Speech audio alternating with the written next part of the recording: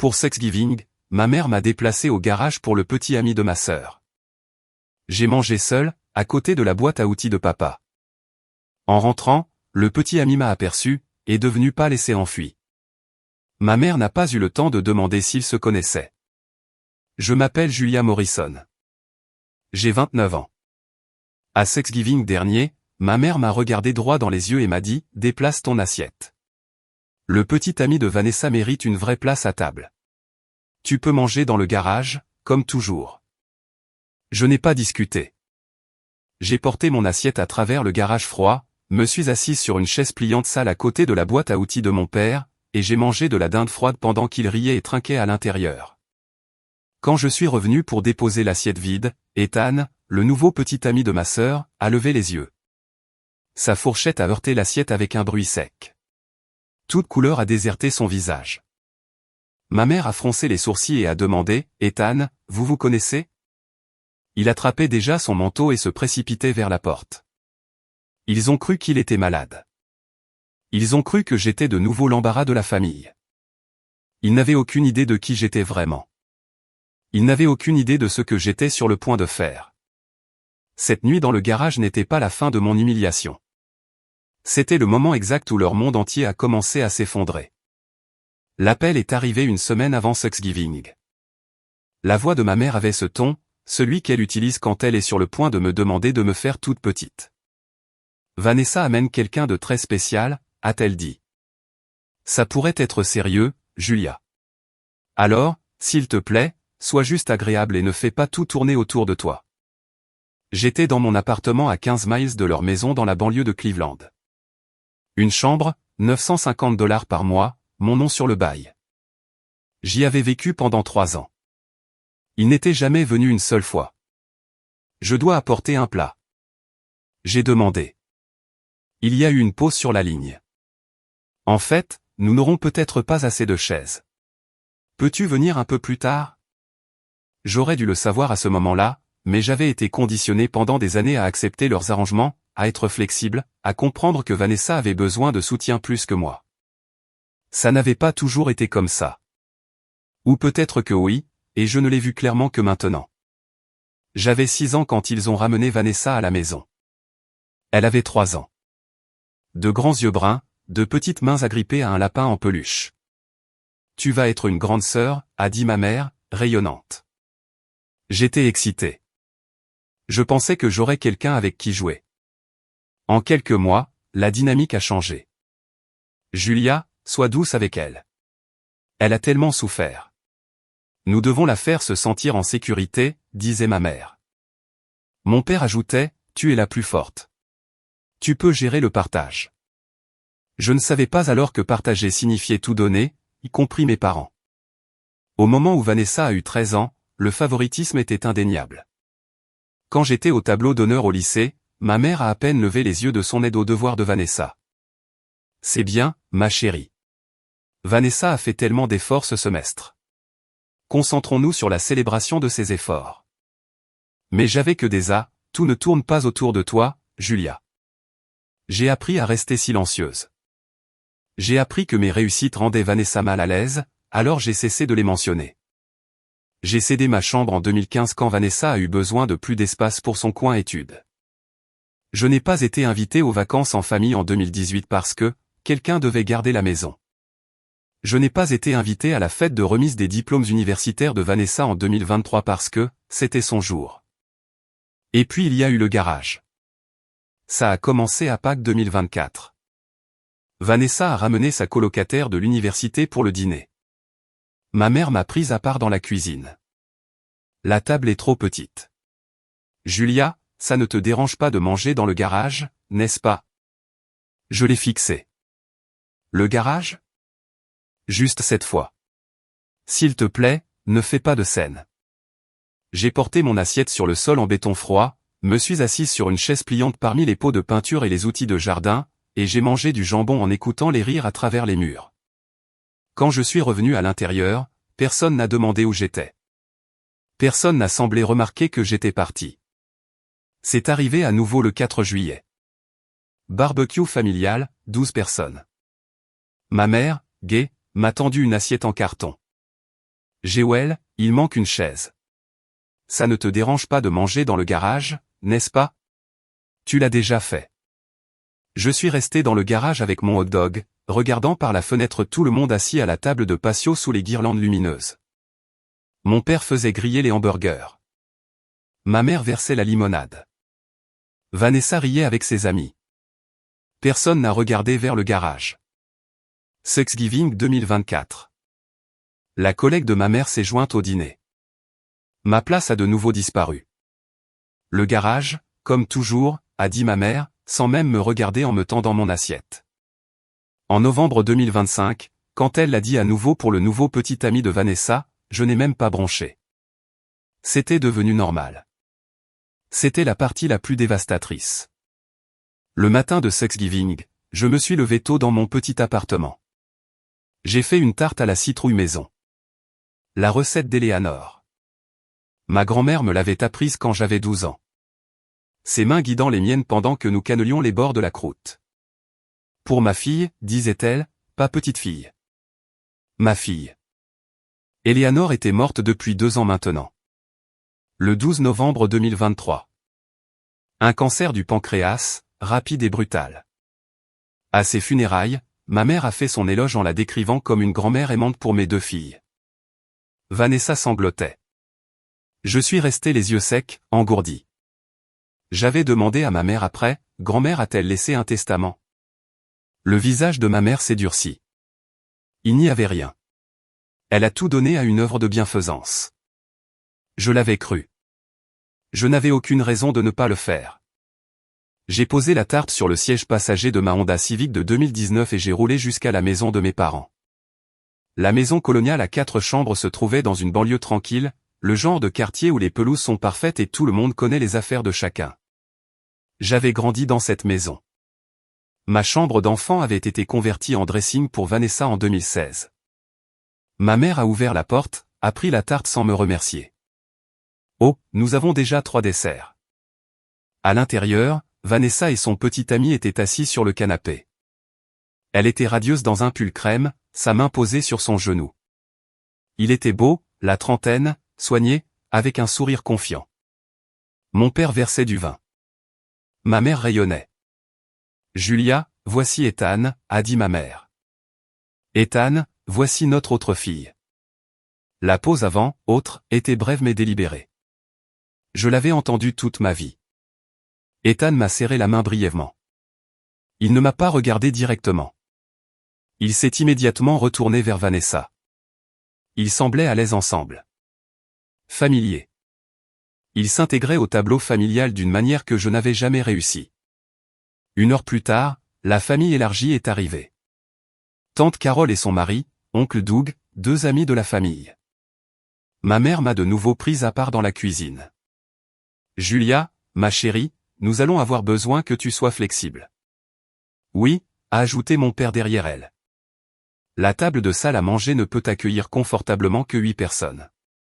Vanessa est apparue dans l'embrasure de la porte, sans me regarder. Maman, n'y a-t-il vraiment pas d'autre moyen?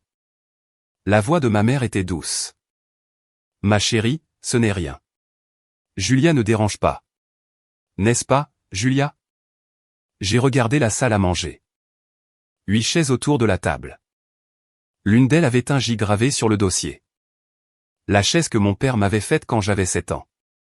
Mon initiale gravée avec amour. Ethan était assis dedans.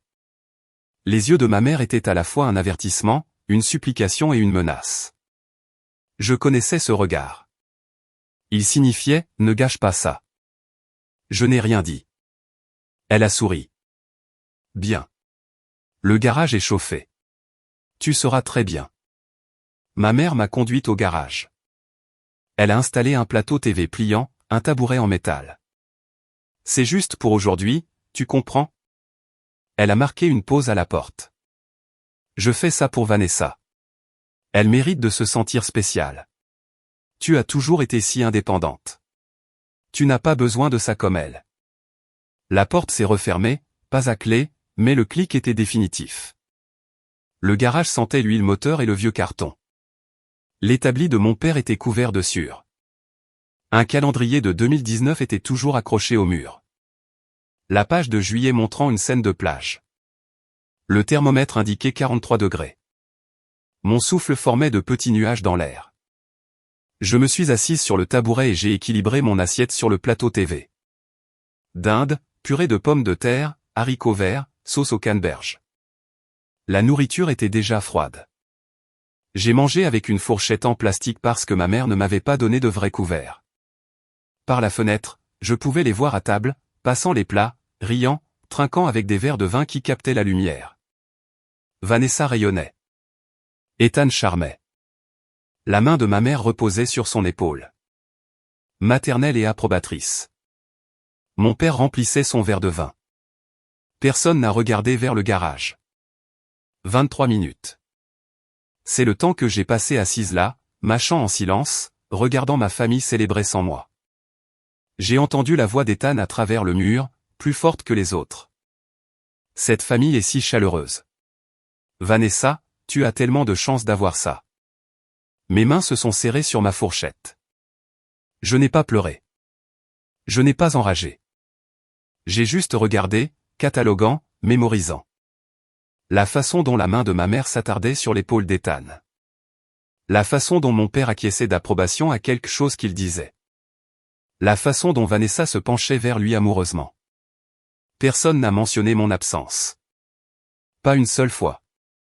J'ai regardé la bague de ma grand-mère à mon doigt. Un petit anneau d'argent qu'elle m'avait donné quand j'avais 16 ans. Pour ma fille, avait-elle dit, elle ne m'avait jamais appelée petite fille. Juste ma fille. Quand je suis revenu à l'intérieur pour déposer mon assiette vide, il commençait le dessert. Ma mère a levé les yeux, agacée. Oh, tu es de retour. J'ai rincé mon assiette dans la cuisine. Vanessa donnait une bouchée de tarte à Ethan. Ma tarte maison restait intacte sur le comptoir, toujours dans sa boîte de transport pendant qu'il mangeait de la tarte à la citrouille du commerce. Mon père a dit, Julia, tu peux partir si tu veux.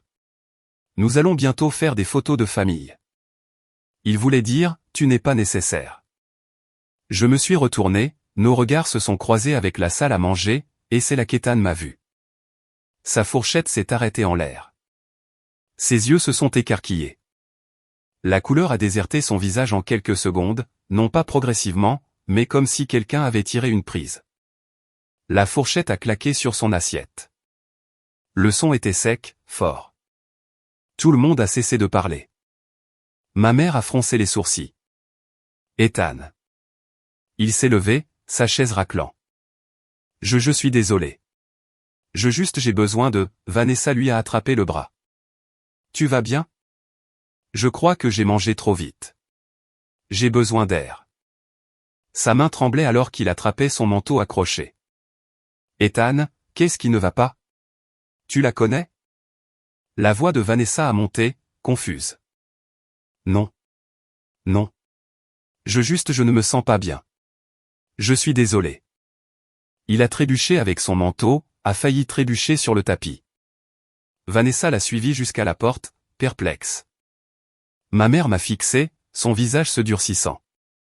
Tu lui as dit quelque chose, a-t-elle exigé.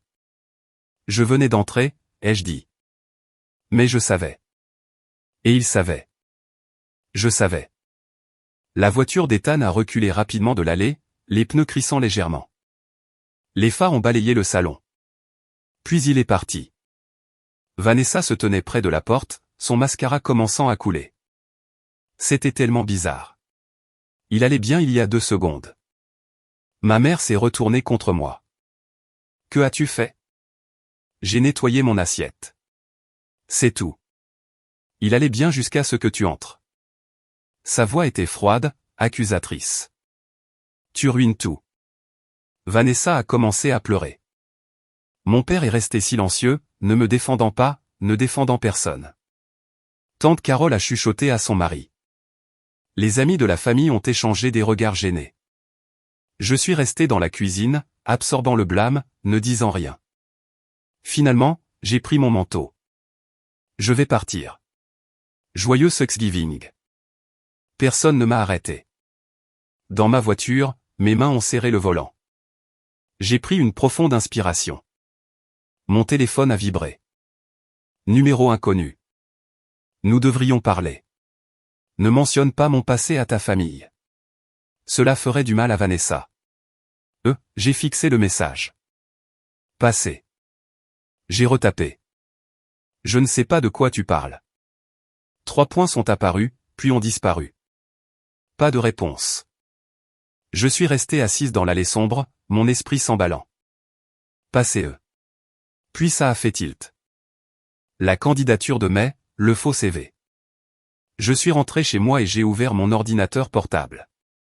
Je me suis connecté au portail RH de mon appartement, Midwest Mutual Insurance, où j'avais travaillé pendant 6 ans en tant que souscriptrice senior. J'ai recherché les candidatures rejetées de mai 2025. Le voilà. Candidat Ethan Caldwell. Photo. Le même visage que je venais de voir au dîner. Le CV prétendait un MBA de l'Université de Boston. Antécédents professionnels dans 3 cabinets d'assurance. Mais les notes des RH étaient accablantes. Contactez le registraire de l'Université de Boston. Aucune trace d'Ethan Caldwell inscrit ou diplômé de 2010 à 2015. Recommande le rejet pour falsification. J'avais signé le rejet moi-même. Le 15 mai, J.E. Morrison, souscriptrice senior. J'ai cherché Ethan Caldwell sur Google. Plusieurs profils, mauvais âge, mauvais visage. J'ai essayé des variantes. LinkedIn n'a rien renvoyé de correspondant. Facebook avait plusieurs Ethan Caldwell, aucun n'était lui. Puis j'ai cherché Ethan Brené. Un profil est apparu. Inactif depuis 2022. La photo correspondait. Il travaillait comme expert en sinistre à Columbus. Publication de 2021. Nouveau chapitre bientôt. Commentaire d'amis. Bonne chance, mec. Tu vas rebondir. Rebondir de quoi? J'ai continué à creuser. J'ai trouvé une publication Reddit d'août 2023 dans AirScam, une femme mettant en garde contre Ethan B., qui l'avait escroqué de $18 000. Il m'a convaincu d'investir dans son cabinet de conseil. Après 6 mois, il a disparu. Compte bancaire fermé, numéro déconnecté. J'ai déposé une plainte à la police, mais il a traversé les frontières de l'État. S'il vous plaît, soyez prudent. La description correspondait. La trentaine, charmant, prétendait avoir une expertise financière. J'ai créé un dossier sur mon bureau. Enquête Ethan, 14 fichiers. À 22h18. Mon téléphone a vibré. Vanessa. Il ne répond pas à mes appels. Qu'est-ce que tu lui as dit? Je n'ai pas répondu. J'ai continué à chercher. À minuit, j'avais trouvé assez pour être certaine. Ethan Caldwell était un faux nom. Il fuyait quelque chose. Et Vanessa avait mentionné qu'il était conseiller financier.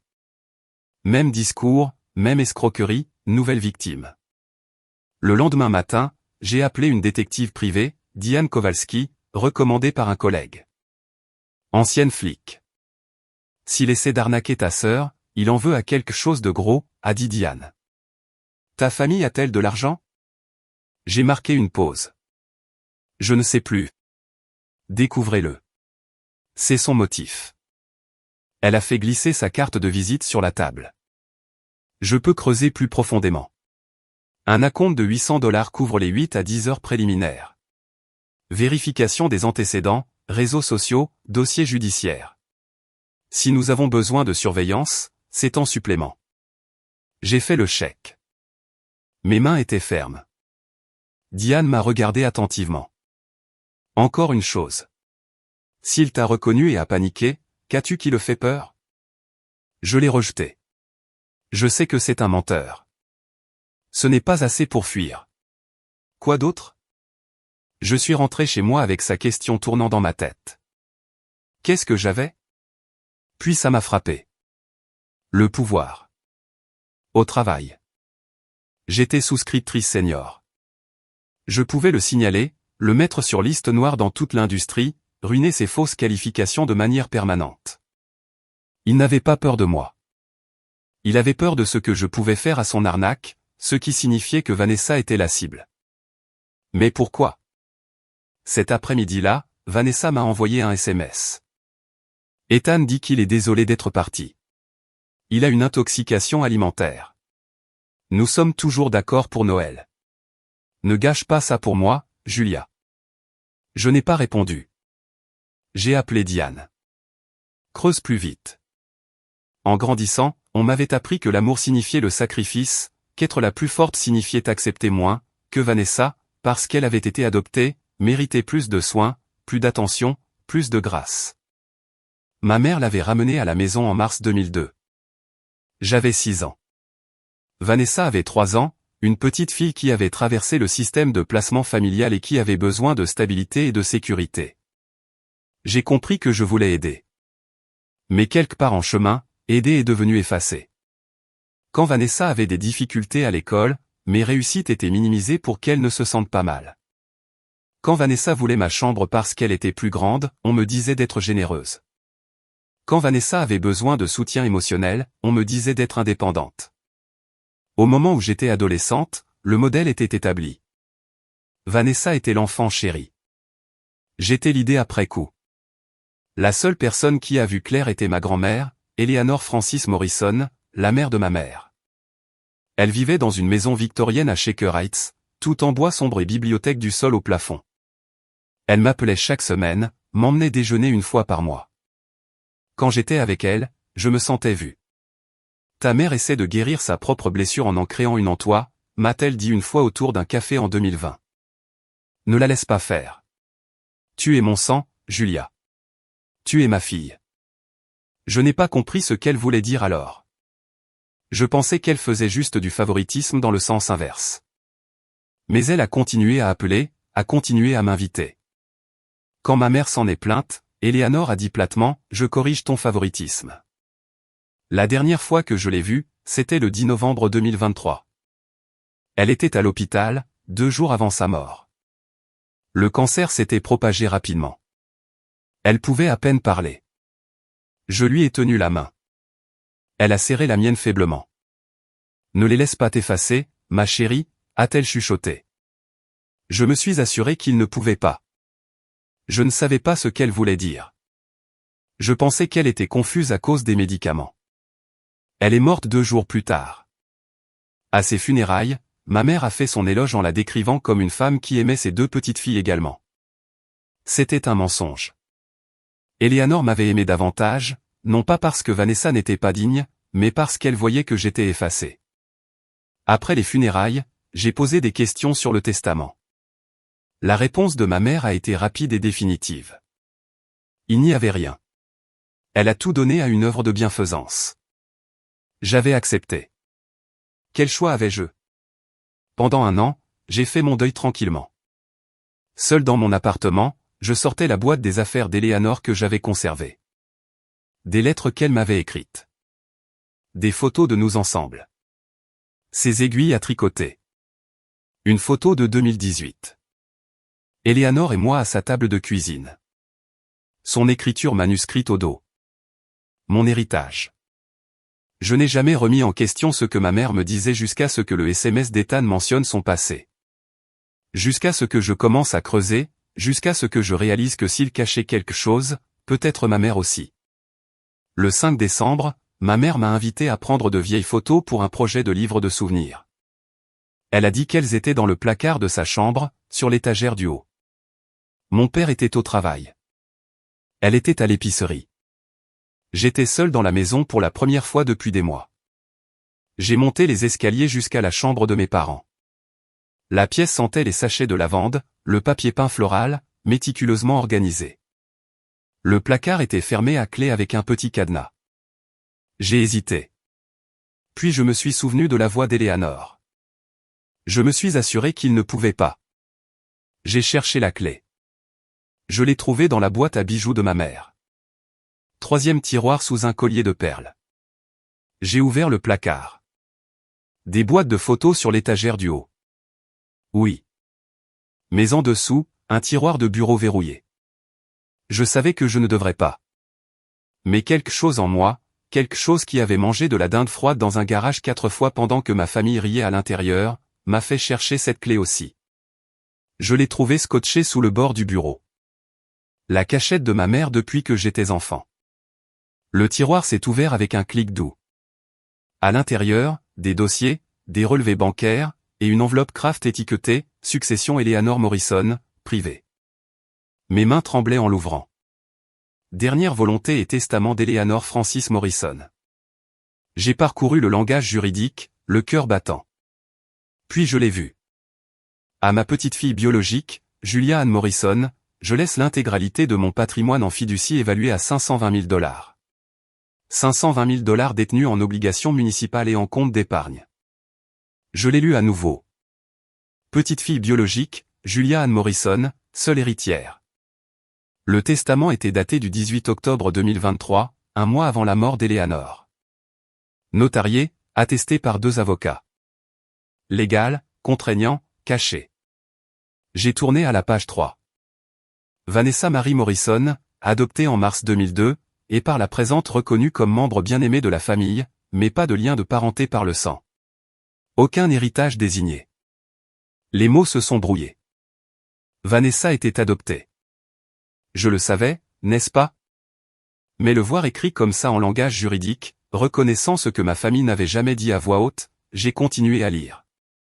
J'ai trouvé une note manuscrite de ma mère datée de décembre 2023. V n'a pas besoin de savoir. Gilles ne mérite pas ça.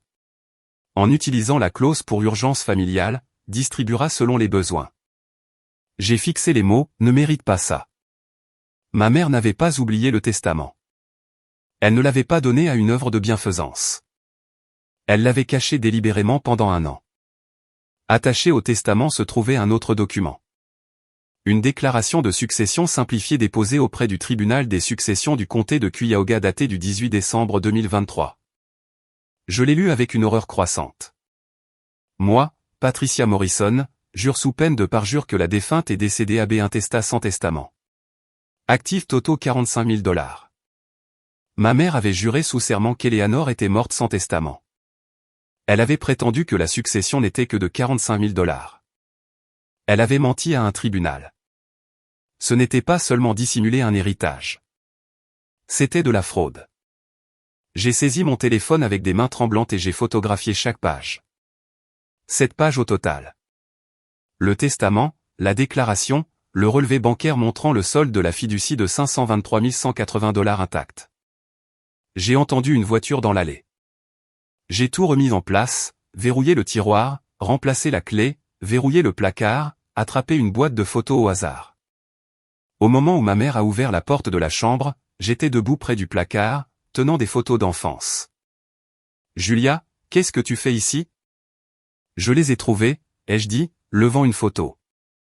Ses yeux se sont plissés, balayant la pièce. « Tu as touché à autre chose ?»« Non, juste des photos. » Elle s'est approchée. « Ma chambre est privée, Julia. Tu ne devrais pas fouiner. » Mon téléphone brûlait dans ma poche, chaud d'avoir photographié les preuves de son crime.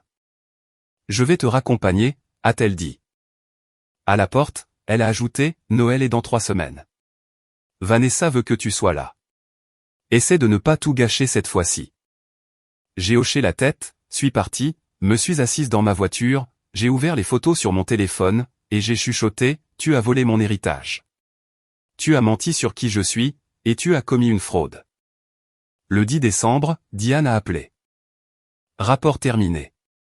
Tu dois voir ça en personne. Nous nous sommes rencontrés dans le même café. Elle a fait glisser un dossier sur la table. 14 pages, photos, impressions, chronologie. Le petit ami de ta sœur est Ethan Michael Brenet. 33 ans. Son vrai parcours. Abandon scolaire du collège communautaire. A travaillé brièvement comme expert en sinistre à Columbus. Licencié en 2022 pour falsification de déclaration. Elle m'a montré une photo d'identité judiciaire. Accusation de fraude pour délit mineur en 2021. Classé. Des relevés bancaires obtenus par ses sources, des messages textes de victimes. Il l'a déjà fait 2 fois. Les 2 fois, il a ciblé des femmes avec de l'argent de famille. Elle a exposé le schéma. Victime 1, Michelle Torres, Cincinnati, 2023. Ses parents possédaient une concession automobile. Ethan a investi ses $18 000, puis a disparu. Victime 2, Lorraine, Indianapolis, 2024. Enfant de fonds fiduciaires. Il a emprunté 12 000 $ pour une création d'entreprise, puis s'est éclipsé. Les deux femmes ont déposé des plaintes à la police. Les deux affaires n'ont abouti à rien. Il a traversé les frontières de l'État, a changé d'identité, intraçable. L'une a dit qu'il était charmant, a mentionné le mariage, lui a fait se sentir spécial. Diane m'a montré des photos de Michel et Lorraine. Les deux brunes, fin de la vingtaine, instruites. Il a un type. Ta sœur correspond. Comment a-t-il trouvé Vanessa? J'ai demandé. Diane a tourné une page. C'est là que ça devient intéressant. Elle m'a montré des dossiers d'emploi. Ethan a travaillé comme commis de bureau au cabinet d'avocats Silverman & Associates d'août à novembre 2023. Il s'occupe des successions. L'estomac m'est tombé dans les talons. Ils se sont occupés de la succession de ta grand-mère. Il avait accès à tous les dossiers, y compris le testament. Il a vu ton nom, l'adresse de ta famille, les détails des actifs. Elle a sorti un avis de licenciement. Il a été licencié le 30 novembre 2023 pour violation des protocoles de confidentialité des clients. Il savait pour l'héritage avant même que ma grand-mère ne soit enterrée. Pire, a dit Diane. Il pensait que c'était de l'argent de famille auquel Vanessa pouvait accéder. Il ne sait pas que c'est uniquement à ton nom. Elle m'a montré la chronologie. Ethan licencié du cabinet d'avocats novembre 2023. Déposé une demande de changement de nom légal décembre 2023. Changement de nom finalisé mars 2024. Déménagé dans la banlieue de Cleveland, avril 2024. A postulé à mon cabinet d'assurance mai 2025. Rejeté. A rencontré par hasard Vanessa au Starbucks près de son campus août 2025. Il planifie ça depuis plus d'1 an. Vanessa n'est pas une petite amie, c'est une cible. J'ai ouvert l'Instagram de Vanessa sur mon téléphone. Publication récente du 8 décembre. Les 4 meilleurs mois de ma vie. Commentaire demandant si c'était une allusion. La réponse de Vanessa. Peut-être bientôt. Il va la demander en mariage, ai-je dit. Probablement à Noël, a dit Diane. Quand les familles sont sentimentales, plus difficile de dire non. Elle a encerclé une date sur ses notes. 25 décembre, probablement des fiançailles. Je dois arrêter ça, ai-je dit. Mais si je le dis à Vanessa, elle ne me croira pas, elle pensera que je suis jalouse.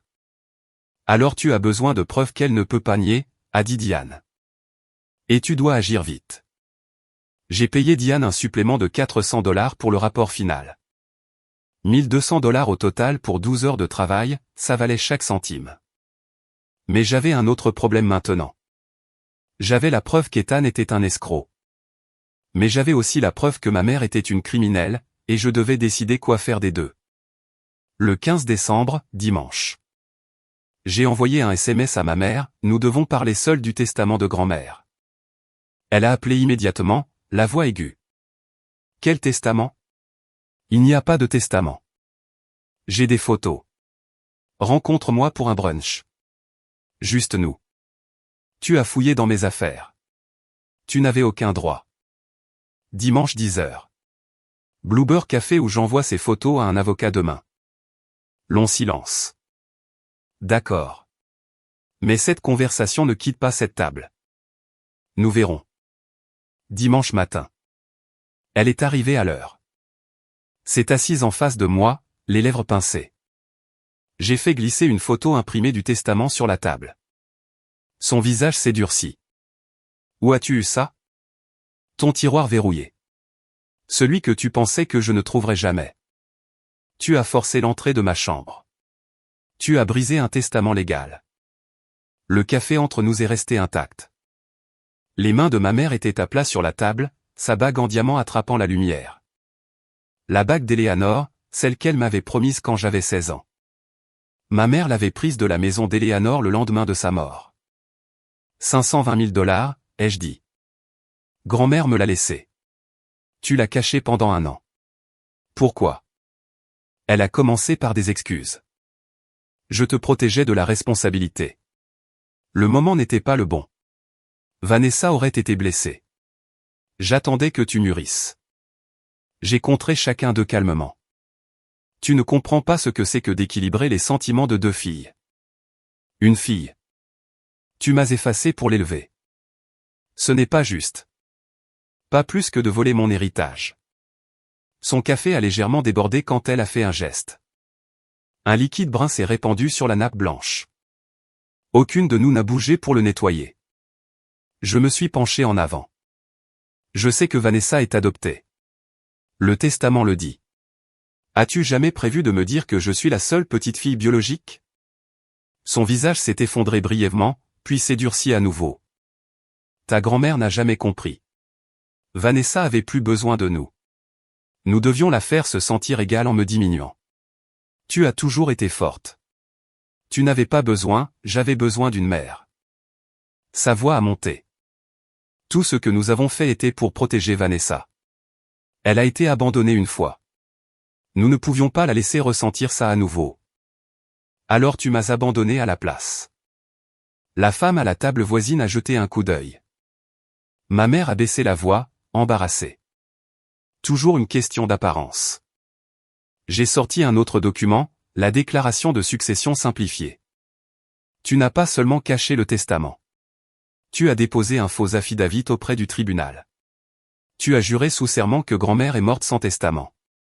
Ce n'est pas un drame familial, maman. C'est une fraude successorale. C'est un crime. Toute couleur a quitté son visage. Je dépose une plainte légale pour la fiducie, ai-je dit. Tu n'as aucune raison de le retenir. Ses yeux sont devenus froids. Si tu fais ça, tu vas détruire cette famille. Je me suis levé, j'ai laissé $20 pour le café. Tu l'as détruite quand tu as choisi Vanessa plutôt que moi chaque jour pendant 23 ans. Je prends ce qui m'appartient. J'ai fait glisser le rapport de Diane sur la table. Et encore une chose, Ethan est un escroc. Il en veut à l'argent de la famille. Il ne sait pas que l'argent est à moi, pas à toi. Quand je le démasquerai, Vanessa sera brisée, et tu me blâmeras. Mais je le fais quand même parce que c'est juste. Ma mère m'a attrapé le poignet. Si tu ruines le bonheur de Vanessa avec ces mensonges, je me suis retiré. Ce ne sont pas des mensonges. Ce sont des faits. Quelque chose que cette famille a évité pendant des décennies. Je suis parti. Elle est restée assise seule, fixant le rapport de l'enquêteur, les mains tremblantes. Pour la première fois de ma vie, ma mère avait l'air petite. Jour de Noël 2025. La maison de mes parents décorée de guirlandes et de lumière. 11 personnes rassemblées. Mes parents, Vanessa, Ethan, la famille élargie, des amis de la famille. Vanessa rayonnait.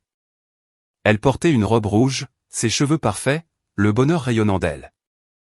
Ethan était attentionné, charmant, jouant parfaitement son rôle. Je suis arrivé en dernier, portant une grande enveloppe. Ma mère l'a vu. Son visage s'est vidé. Le dîner était à 14 heures. Cette fois, j'étais à table. Ma mère ne pouvait pas m'exiler avec des témoins présents. Je me suis assise entre tante Carole et oncle Doug. Ethan était assis à côté de Vanessa. Son charme poussait au maximum. Il a parlé de biens d'investissement, du marché immobilier, de stratégie financière. Mon père a hoché la tête, impressionné. Vanessa le regardait avec adoration. J'ai mangé lentement, machinalement. L'enveloppe était posée sur mes genoux sous la table. L'horloge murale indiquait 15h40. Vanessa s'est levée, tapotant son verre. Tout le monde, Ethan et moi avons une annonce. Je me suis levé aussi. En fait, j'aimerais dire quelque chose d'abord. La pièce est devenue silencieuse. Le visage de Vanessa s'est tordu d'agacement. Julia, tu peux attendre? Non, cela concerne tout le monde. J'ai ouvert l'enveloppe, j'ai sorti le rapport de l'enquêteur. Ethan Caldwell n'est pas qui il prétend être. Son vrai nom est Ethan Brenet. C'est un escroc. Ethan a ri nerveusement. Quoi? C'est fou. Vanessa, je ne sais pas de quoi elle parle. Tu as travaillé au cabinet d'avocats Silverman & Associates, ai-je dit, ma voix calme et claire.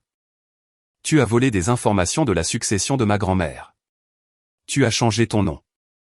Tu as ciblé ma sœur pour l'argent. J'ai fait glisser des pages imprimées sur la table.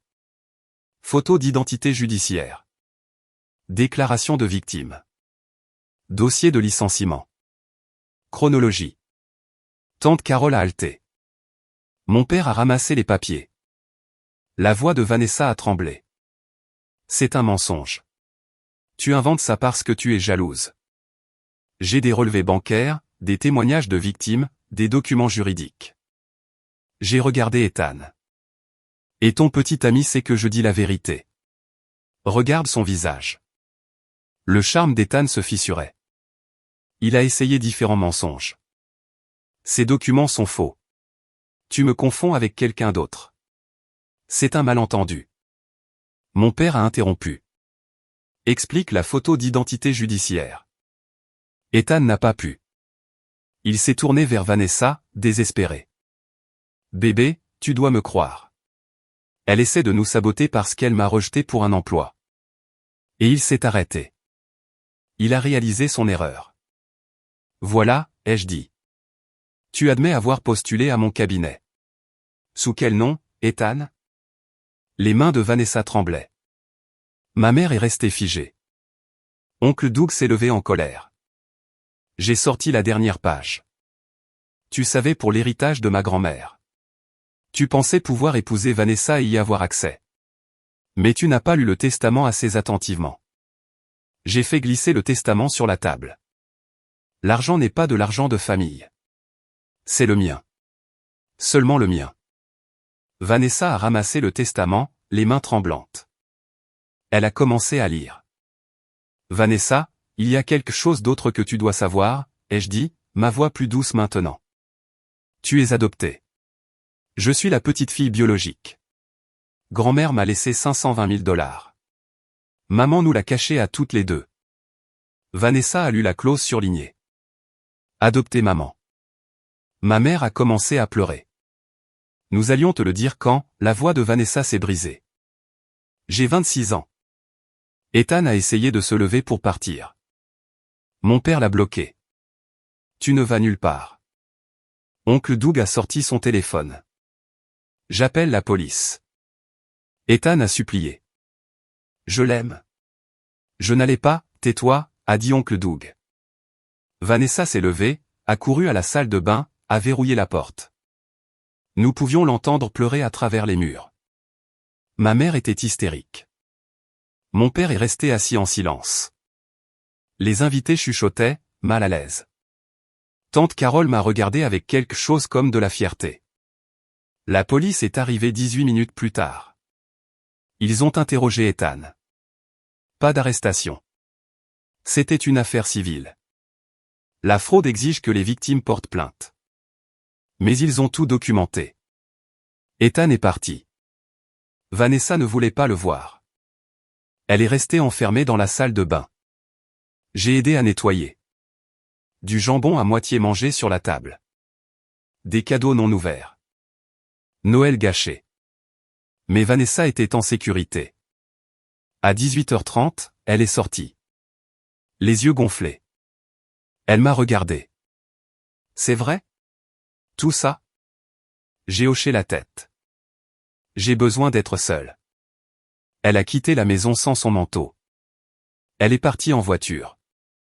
Ma mère s'est tournée contre moi, amère. Tu as détruit Noël. Tu as détruit le bonheur de Vanessa. Ethan l'a détruit, ai-je dit. Je l'ai juste révélé. Je suis parti, suis rentré chez moi, me suis assise dans mon appartement. Sur mon ordinateur portable, j'ai rédigé un email à un avocat. Le 27 décembre, j'ai rencontré Benjamin Cross, avocat spécialisé dans les successions, recommandé par Diane. Son bureau donnait sur Cleveland enneigé, des livres de droit du sol au plafond. J'ai tout apporté. Le testament, les photos, la note de Patricia, le faux affidavit, les relevés bancaires. Ben a examiné les documents attentivement. Votre mère n'avait aucun droit légal de retenir cela. Le testament est explicite. Nous déposerons une requête pour exécuter la fiducie. Il m'a regardé. Combien de temps? 4 à 6 semaines sinon contestées. Plus longtemps si elle se bat. Combien? $350 de l'heure, 1400 $ d'acompte pour commencer. J'ai fait le chèque de mes économies. Ben a posé une dernière question. Êtes-vous préparé à ce que votre famille vous déteste pour ça? Ils le font déjà, ai-je dit. Au moins maintenant j'aurai ce qui m'appartient. Le 3 janvier 2026. Nous avons déposé la requête au tribunal des successions du comté de Cuyahoga. Dossier numéro 2026 00000421, concernant la succession d'Eleanor Morrison, requête de Julia Morrison pour la libération des actifs de la fiducie. Ma mère a reçu les documents le 5 janvier. Elle a appelé en hurlant. Tu poursuis ta propre mère pour de l'argent. C'est dégoûtant. Tu as volé mon héritage. C'est la justice. Une fille ne fait pas ça à sa famille. Une mère ne ment pas à son enfant pendant 1 an. Elle a engagé un avocat. Ils ont déposé une motion alléguant une influence indue d'Eleanor sur moi. Ben a ri en le lisant. Cela ne marchera pas. Le 12 janvier, son avocat a envoyé une offre de règlement. Julia reçoit $100 000. Patricia garde le reste pour les dépenses familiales et l'avenir de Vanessa. J'ai refusé immédiatement. Dites-leur que je veux chaque dollar qu'Eleanor m'a destiné, pas un centime de moins. La date du procès était fixée. Le 24 février, cette semaine après le dépôt, j'étais assise au tribunal des successions, boiserie, lumière fluorescente, ma mère d'un côté avec son avocat, tamponnant ses yeux avec un mouchoir, la main de mon père sur son épaule, moi de l'autre côté avec Ben, assise droite seule. Le juge a examiné les documents. Le testament d'Eleanor, le faux affidavit, la note manuscrite de Patricia, les relevés bancaires. Il a regardé ma mère. Madame Patricia Morrison, ce tribunal a examiné votre déclaration de succession simplifiée déposée en décembre 2023. Vous avez juré sous peine de parjure que votre mère est décédée ab intestat sans testament. Pourtant ce testament, il l'a levé, est daté d'octobre 2023, notarié, légalement exécuté, et a été trouvé en votre possession. Pouvez-vous expliquer ceci? Son avocat s'est levé. Votre honneur, le testament a été égaré. Une honnête erreur. Le juge l'a coupé. Votre cliente a signé sous peine de parjure. Ce testament se trouvait dans son tiroir de bureau verrouillé. La requérante l'a découvert là. Ce n'est pas un égarement. Cela semble être une fraude successorale. Ma mère a sangloté. Le juge a continué, les exécuteurs testamentaires ont une obligation fiduciaire envers les bénéficiaires. Votre cliente a violé cette obligation et a potentiellement violé le code révisé de l'Ohio de 1921.13. Je renvoie cette affaire au procureur pour examen. Il a regardé le testament à nouveau.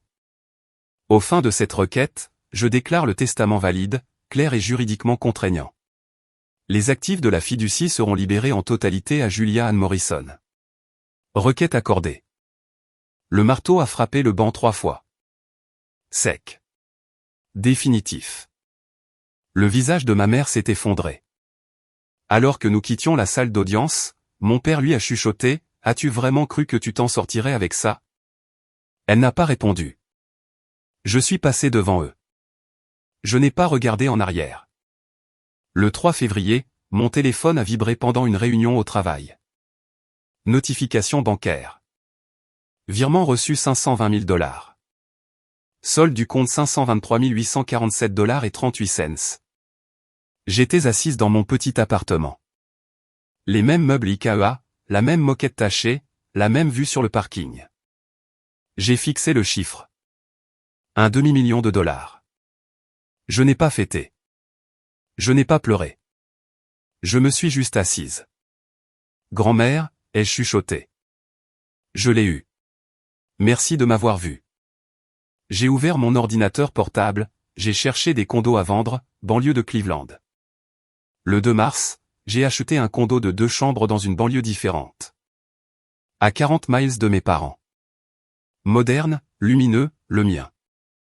$215 000. Mon nom sur l'acte de propriété. Jour du déménagement. J'ai porté des cartons seul. Aucune famille n'a aidé. La sonnette a sonné. Je me suis tendu. C'était Diane, tenant une machine à café. Cadeau de pendaison de crémaillère. Fier de toi, ma puce. Le 10 mars, mon patron m'a appelé dans son bureau. Julia, nous vous promouvons au poste de directrice de la souscription. Salaire de 94 000 $. Vous l'avez mérité grâce à votre jugement exceptionnel et votre intégrité. Je l'ai remercié. Je n'ai pas mentionné la guerre que je venais de survivre. Cet après-midi-là, j'ai rencontré Vanessa pour un café. Le 14 février, en fait, la Saint-Valentin. Notre premier contact en 6 semaines. Elle avait l'air fatiguée, plus mince. Je suis désolé, a-t-elle dit, de ne pas t'avoir cru à propos d'Ethan pour des années de tout. Je ne savais pas que maman te traitait comme ça. Je pensais que nous étions égales. Nous ne l'avons jamais été, ai-je dit. Et ce n'est pas ta faute, mais ce n'est pas réparable non plus. Elle a pleuré. Pouvons-nous recommencer? Nous pouvons être civils. C'est tout ce que je peux offrir. Tu viens à Pâques? J'y réfléchirai. Je n'y suis pas allé. Le 8 mars, j'ai envoyé un email à mes parents. Je suis prête à maintenir une relation civile à mes conditions. Respect mutuel, pas de manipulation, pas d'attente. Je ne serai pas la fille qui se sacrifie. Je ne discuterai pas d'argent, du passé ou de Vanessa. Je partirai si je suis manqué de respect. Acceptez-le ou laissez-le. Ma mère a répondu 6 heures plus tard. C'est blessant, mais je comprends. Mon père a répondu, nous essaierons. Vanessa n'a pas répondu. J'ai enregistré l'email dans un dossier intitulé « Limite fixée ». J'ai fermé mon ordinateur portable. J'ai expiré. Le 22 mars 2026. Samedi, j'ai organisé mon premier dîner dans mon nouveau condo. 5 personnes au total, 3 collègues de travail, une amie du club de lecture, une femme de ma salle de sport avec qui j'avais commencé à parler. Pas de famille. J'ai cuisiné les recettes d'Eleanor. Rôti de bœuf, haricots verts, petit pain maison, tarte à la citrouille. Mon ami a demandé, ta famille vient. J'ai souri. C'est ma famille, celle que j'ai choisie. La table à manger était en chêne rond, elle pouvait asseoir 6 personnes. Je l'avais achetée spécifiquement pour ça. 5 chaises étaient remplies, une vide pour une future famille choisie. Des bougies allumées, du vin versé. Je me suis assise en bout de table. Pour la première fois de ma vie, je n'étais pas dans le garage. Je n'étais pas à la table des enfants. Je n'étais pas exilé. Je n'étais pas effacé. J'étais au centre. J'ai levé mon verre au nouveau départ. Ils ont trinqué. J'ai souri, vraiment, librement. Non pas parce que ma famille m'aimait enfin, mais parce que j'avais cessé d'en avoir besoin.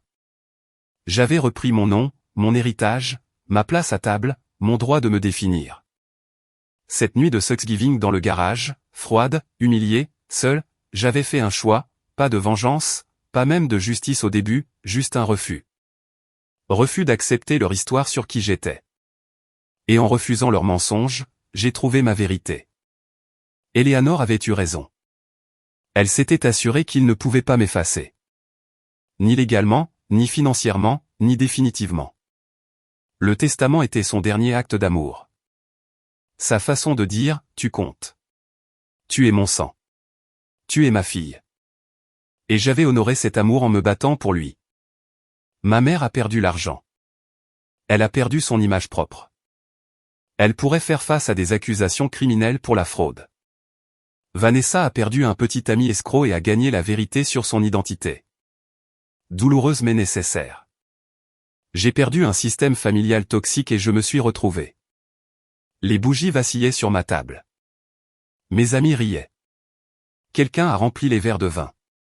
Dehors, la neige de mars tombait doucement sur Cleveland. À l'intérieur, chez moi, à ma propre table, entouré de personnes qui me respectaient. J'étais au chaud. J'étais chez moi. Et personne ne pourrait plus jamais me l'enlever.